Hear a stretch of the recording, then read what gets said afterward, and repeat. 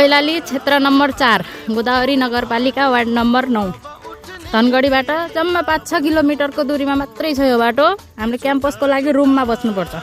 यही बाटोको कारणले गर्दा यो बाटो अलिकति राम्रो बनाइदिए भए कति सहज हुन्थ्यो हामीलाई।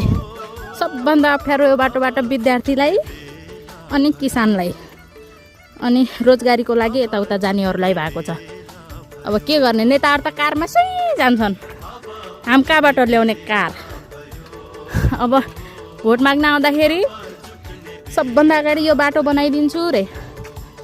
अहिले कति वर्ष भयो यो बाटो बनेकै छैन, मैले त देखेकै छैन। कैलाली क्षेत्र नम्बर 4 मा पर्छ यो।